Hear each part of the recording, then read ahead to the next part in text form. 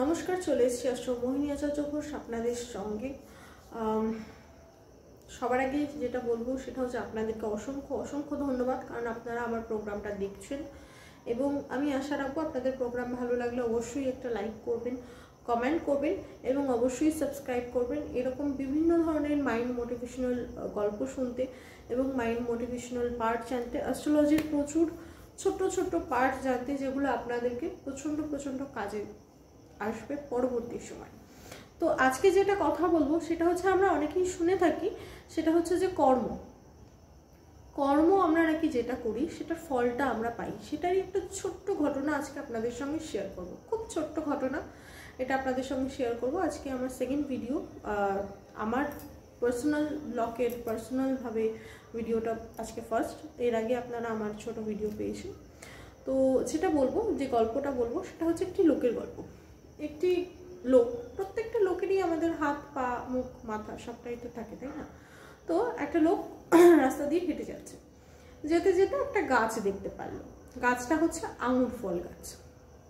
আঙুর ফল গাছটাকে দেখে তার খুব চোখ দেখলো প্রথমেই। এটা পুরোপুরি পঞ্চেন্দ্রিয়র একটা পার্ট, তো সেটাই আমি খুব খুব ভেঙে ভেঙে বলছি। সেটা হচ্ছে প্রথমে যেটা দেখলো সেটা হচ্ছে আমাদের দুটো চোখ দেখলো। আমাদের চোখ দেখে কী করলো, আমাদের চোখ দেখে হঠাৎ করে তার খুব পছন্দ হলো এবং তার পছন্দ হয়ে সে মুহূর্তের মধ্যে মাথাকে জানালো যে ওই গাছটা খুব সুন্দর সুন্দর আঙুর ঝুলে রয়েছে, যদি ওই আঙুরটা আমি খেতে পারতাম বা যদি ওই আঙুরটা আমি নিতে পারতাম। তাহলে মাথা রাখবেন বন্ধুরা, যে সবার প্রথমে দেখলো কি, আমাদের চোখ দেখলো এবং চোখ দেখে আমাদের মাথাকে বললো। মাথা যখন বললো তখন চোখ তো আর আঙুর ফল গাছটাকে দেখতে পারবে বা আঙুরটাকে দেখতে পারবে, কিন্তু চোখ তো যেতে পারবে না। চোখ মাথাকে বললো, মাথা তখন ইন্টারেক্ট করলো কাকে না, পাকে বললো যে তাহলে আঙুর গাছটার কাছে যাই, কারণ আমাকে আঙুর গাছটার কাছে যেতে হবে আঙুর ফলটা নিতে গেলে। তাহলে চোখ দেখলো, পা কিন্তু গেল, চোখ কিন্তু যেতে পারলো না। চোখকে নির্ভর করতে হলো, কার উপর নির্ভর করতে হলো, পায়ের উপর নির্ভর করতে হলো এবং পা কিন্তু আস্তে আস্তে হেঁটে হেঁটে আঙুর ফল গাছের দিকে গেল। পা যখন আঙুর ফল গাছের দিকে গেল তখন অদ্ভুতভাবে দেখা যাচ্ছে যে পা কিন্তু গেল, চোখ দেখলো, চোখ যেতে পারলো না। পা গেল, বাট পা হাত দিয়ে তো ছিঁড়তে পারলো না। পা দিয়ে তো আর আঙুর ফলটাকে ছিঁড়তে পারবে না, অত উঁচুতে গাছ নিশ্চয়ই ছিঁড়তে পারবে না। তো তার জন্য কার সাহায্য নিতে হলো? হাতের সাহায্য। তখন কি হলো, পা যখন পারলো না তখন মাথা হাতকে বললো যে ঠিক আছে, তুমি হাত দিয়ে ফলটাকে ছেড়ো। ঠিক আছে, তো হাত দিয়ে গাছের ফলটাকে ছেঁড়া হলো। তাহলে দেখলো হচ্ছে চোখ। আমাদের সবার ফার্স্টে যদি আমরা একটু খেয়াল করি তাহলে দেখবো যে চোখ প্রথমে দেখলো আঙুর ফলটাকে। বেসিক্যালি আমাদের চোখ দেখলো আঙুর ফলটাকে, চোখ যেতে পারলো না আঙুর ফলটার কাছে। গেল কে? পা গেল, কিন্তু পা আঙুর ফলটাকে ধরতে পারলো না, আঙুর ফলটাকে নিতে পারলো না। নিল কে? হাত। কিন্তু হাতে নিয়ে ওটাকে রাখতে পারলো না, কারণ মনে হচ্ছে আঙুরটাকে নিয়েছে মানে আমাকে খেতে হবে, আই হ্যাভ টু ইট, আমাকে খেতে হবে। তো আমি যখন আঙুরটাকে খাবো, হাত তো আর আঙুরটাকে খেতে পাচ্ছে না। হাত কি করছে? হাত বড়জন মুখে দিচ্ছে। কেন? কারণ পেটে যাওয়ার জন্য আমাকে মুখটাকে ওয়েট করতে হবে, তো মুখে দিল। তাহলে চোখ দেখলো, পা গেল, হাত নিল আর মুখ খেলো। মুখ তো খেলো, কিন্তু মুখ তো মুখের ভিতর সারাক্ষণ ধরে রাখতে পারলো না বিষয়টাকে। মুখ তো খুব বেশি সময় ধরে রাখতে পারলো না। তো কি হলো, মুখ তখন ট্রান্সফার করলো আমাদের পেটকে। মুখ তখন খাবারটা ট্রান্সফার করলো আমাদের পেটকে।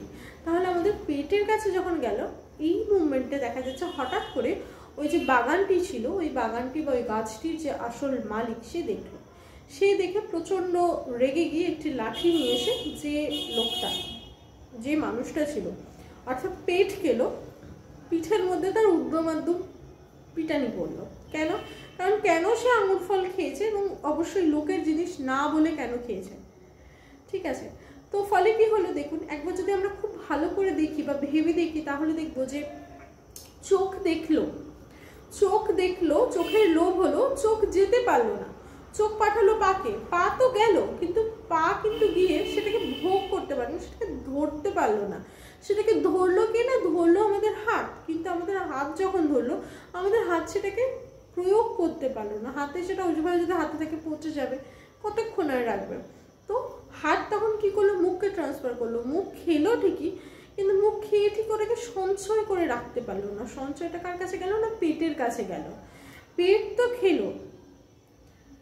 খেলো, পেট খেয়ে তৃপ্তিও হলো, কিন্তু ওই তৃপ্তিটার কি বলবো, বেসিক্যালি বলতে গেলে ওই যে তৃপ্তিটা ছিল, তৃপ্তিটাকে উসুল করার জন্য পিঠের উপরে উদ্যমাদ্যম পড়লো। পিঠে যখন মারটা পড়লো তখন আমাদের কষ্ট বলুন, আমাদের দুঃখ বলুন, সমস্তটা ভোগের জন্য বা সমস্তটার বহির্প্রকাশ আমাদের চোখ থেকে টাস করে জল পড়লো।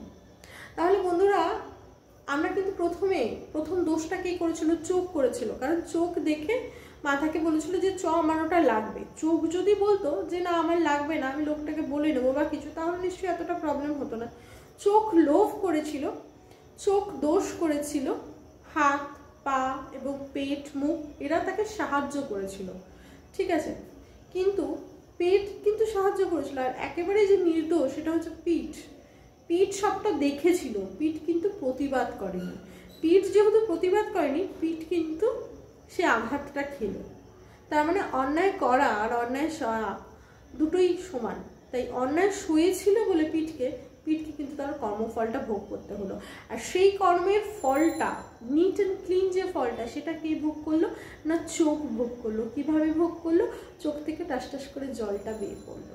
এই যে চোখ থেকে বেয়ে পড়লো, তাতে করে কি হলো? কর্ম কিন্তু চোখ করেছিল, ফল কিন্তু চোখই ভোগ করলো।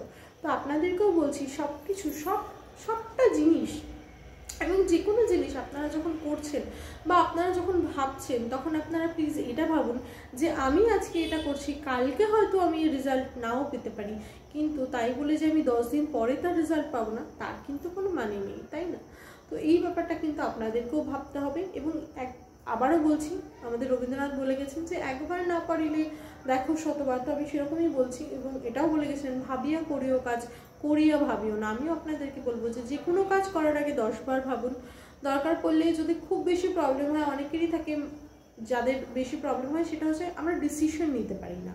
বেশিরভাগই মানুষের প্রবলেম থেকে আমরা ডিসিশন নিতে, তো ডিসিশন আপনারা কি করে নেবেন, সেই ডিসিশনটা কীভাবেই ঠিক ডিসিশন হবে, সেটা নিয়ে কিন্তু আমার পরের ভিডিও থাকবে। আর তার জন্য কিন্তু আমার পরের ভিডিও পাওয়ার জন্য বা পরের ভিডিওর আপডেট পাওয়ার জন্য অবশ্যই আপনাদেরকে আমার চ্যানেলটাকে সাবস্ক্রাইব করতে হবে, লাইক করতে হবে এবং বন্ধুদের সঙ্গে শেয়ার করতে হবে। আর হ্যাঁ, কমেন্ট করে কিন্তু জানাতে ভুলবেন না গল্পটা কেমন লাগলো। আজকের জন্য বিদায় নিচ্ছি।